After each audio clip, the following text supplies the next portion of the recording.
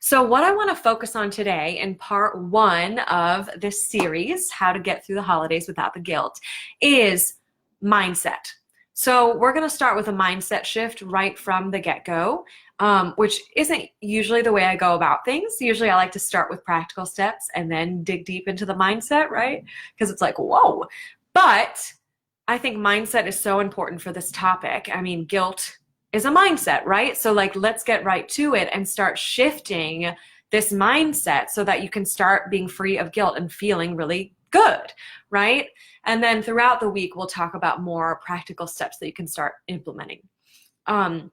So yes, it honestly like hurts my heart a little bit to hear how people talk about the holidays sometimes. Like it's a scary thing, you know? It's like, oh, the holidays, I don't know, you know, and it's almost like the holidays are controlling you instead of you controlling yourself. You know what I mean? It's like I have no power over the holidays. They've got their grip on me and there's nothing I can do about it, you know? So I want to release that fear and those feelings of guilt and stress by simply cutting yourself some slack and actually showing yourself some compassion, right? Instead of just being so hard on yourself and trying to be perfect or judging yourself for not being perfect, we're going to erase all that and work to come from a place of self-love and compassion. Doesn't that sound better?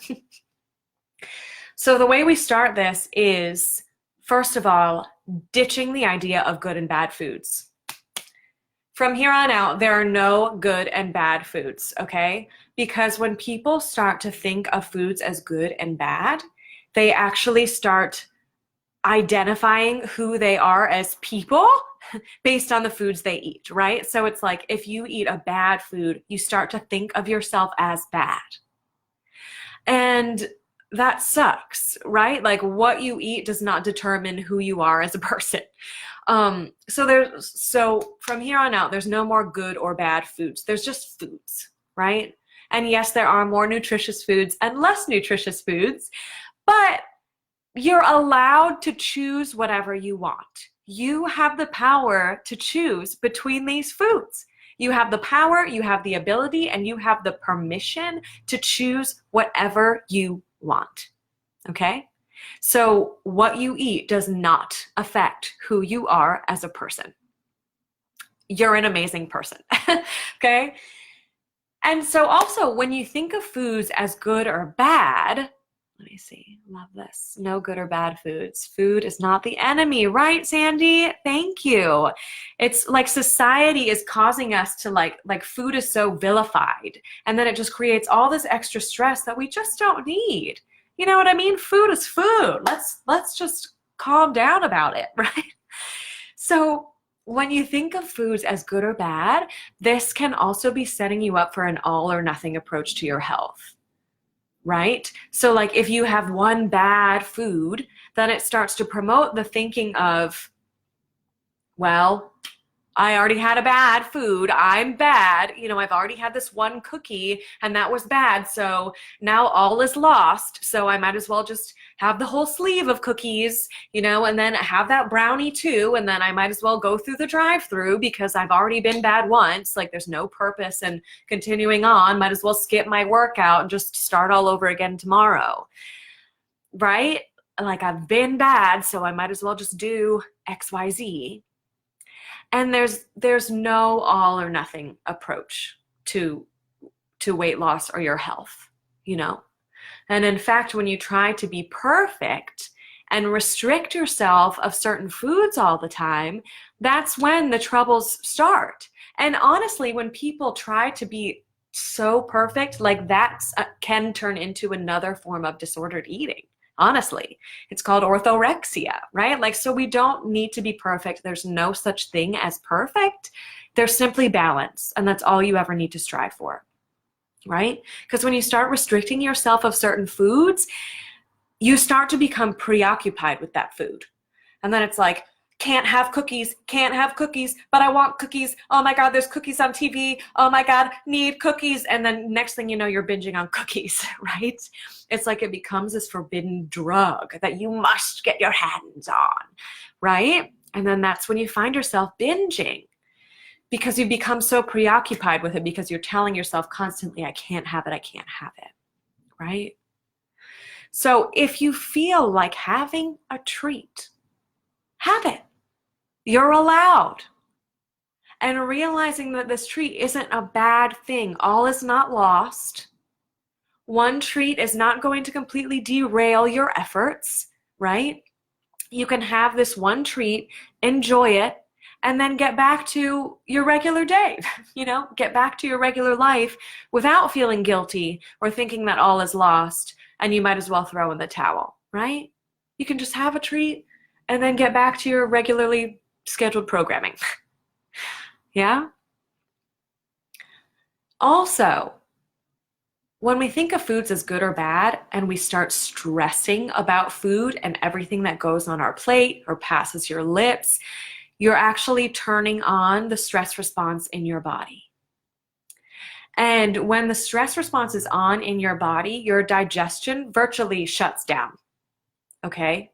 So this is one of those things that we've built up as humans, to keep us alive, right? So when that stress response is on, that is the fight or flight response. And so everything that's not necessary at that moment shuts down, and all of your resources go to your arms and legs and brain for quick thinking and fast moving, right? If you have to fight or run, okay? So your digestion shuts down. So it just obviously makes digesting food that much harder. And also assimilating nutrients becomes harder, which in turn means that when you're not assimilating nutrients properly, you very well might feel hungrier throughout the day because you're not absorbing those nutrients properly. And of course, fat burning becomes way harder, right? Because everything's shut down. So by being stressed about certain foods or everything you're eating, it's just making it that much harder on your body, right? It's like you're fighting your body. Whereas if you just relax about whatever kind of food is on your plate and decide, hey, I've chosen this for myself, I'm going to enjoy every bite, no matter what it is that you're about to enjoy. When you look at it that way, you release the stress and you turn off that fight or flight response and you turn on the rest and digest response. Right? And that is the response that we want to be in physically as often as possible, because that is when you digest properly. That's when everything lights up and works together, boosts your metabolism, and everything happens the way that it's supposed to, and things become easier. Right? So instead of stressing and making it harder on your body, you can make it easier by simply chill it out, right? Allow it to be what it is. Hey, Jessica Matthews, what? Glad you're here. So, yes, the trick is to allow, keyword allow, yourself to enjoy your food when you want it. You have the power to choose what foods you want in any moment, and either choice doesn't make you a good or bad person.